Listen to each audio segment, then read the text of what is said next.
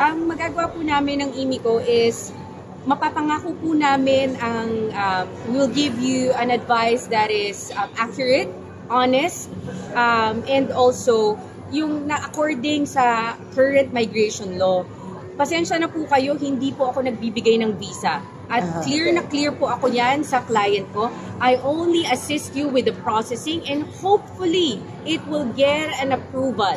But depende po kasi, depende kung ano yung pakay natin sa Australia. Tourist. Kung gusto natin mag-holiday, okay, ang gusto ko talagang i-share sa mga kapwa natin Pilipino is that yung Australian visa, hindi siya mahirap. May proseso lang po talaga na kailangan nating pagdaanan. Like verification, medyo mas higher standards yung mga verification ng identification, yung mga identity natin, at saka financial. Kasi pag pumunta ka ng Australia, anong panggastos mo? Yun ang tanong. So kung mag-holiday ka, ang computation dyan is ticket mo. Kung mag-hotel ka ba doon, saan ka pupunta, gano'ng katagal, dapat everything makes sense. Hindi yung, wala lang, punta lang ako doon, yung ways natin, di ba, ng Pilipinas, kaya nating pagkasyahin. Unfortunately, for the Australian government, it doesn't work that way.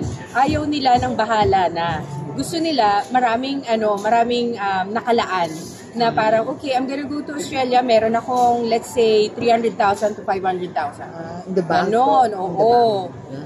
Kasi, Australian dollars yung babayaran, yung iaano natin dun gagastos natin. So, ayun. Kamusta po kayo? Ako po si Kai Cruz. Yan yung palaging late, palaging wala. Pasensya na po. Yun. Tapos sa Manila, so pag nag-apply po kami, we don't need na appearance or magsasabit kami? Ang proseso po sa Pilipinas, hindi nyo po kailangan palaging mag-hire ng migration agent.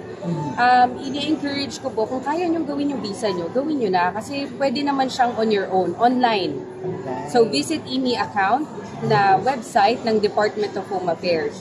Kailan kayo mag-hire ng agent?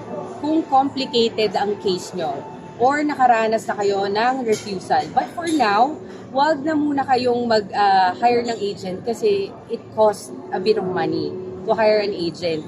We have travel agents naman din. They are capable to apply for a tourist visa to Australia. Like for example, papakita nyo lang naman doon yung mga passport nyo, yung mga travels nyo, meron kayong finance, source ng income nyo, either work or business and so on, and saan kayo pupunta, anong itinerary nyo, ganon. And then, pwede kayong mag-online or pwede kayong pumunta ng, kung yung gusto, yung sanay pa rin kayo is yung paper-based application, yung old school, VFS.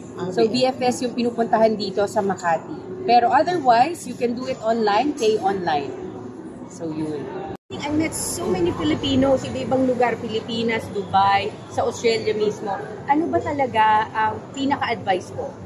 I think when you make a decision that you want to go to Australia, make sure that you make a commitment. Alamin mo, intindihin mo, hindi yung kumuha ka lang ng agent, tas bahala na.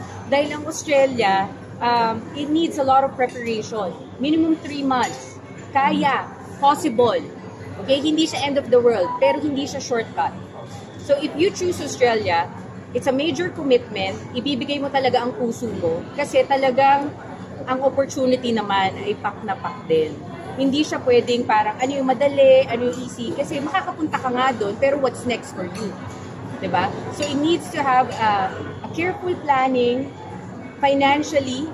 And it would be best to contact us then. We do give free consultation online. So kahit nasa Australia kami, nasa ang lugar ka, pwede ka mag-book ng contact.imico.au or punta ka sa website namin, then book a free consultation, and then tell me your situation.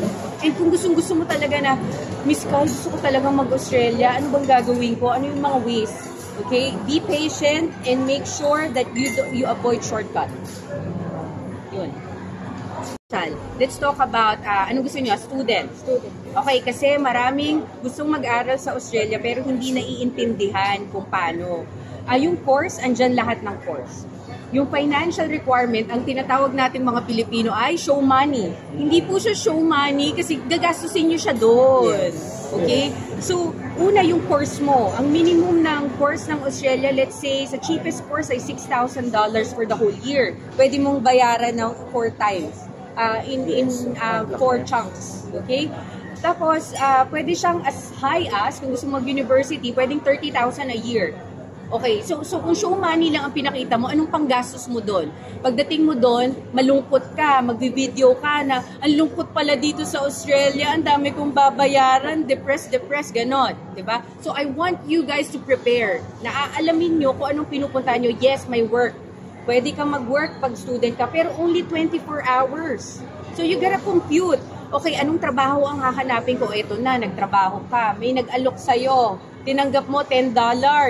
Tapos magbablog ka na naman ng sarili mo na ang lungkot dito. May umano sa'yo. Ba't mo tinanggap? Diba? Hanap ka ng mas higher. $24 na ang minimum wage ng Australia per hour. Okay? So there's options. We have to be wiser with the options, the choices that we make, especially in Australia. I myself is a product of nagpunta ng Australia, nag-student like 15 years ago. Okay? Nag-part-time work din, and I made the right choices, but I am aware of the different options available. So guys, I think let's put some love and care to ourselves first. Kasi kung hinayaan natin na i-exploit tayo, i-abuse tayo, of course, you know, people will take advantage of us. Diba? So yun ang gagawin natin ngayon, i-raise ang awareness ng lahat na gusto mong mag-Australia is humanap ka ng totoong magsusupport sa'yo, hindi yung mga ngako. Kasi it's very impossible. Even me as a registered migration agent, I cannot make a promise. It's illegal to do that. Yun. Diba? I thank you, Miss Philippines. Thank you.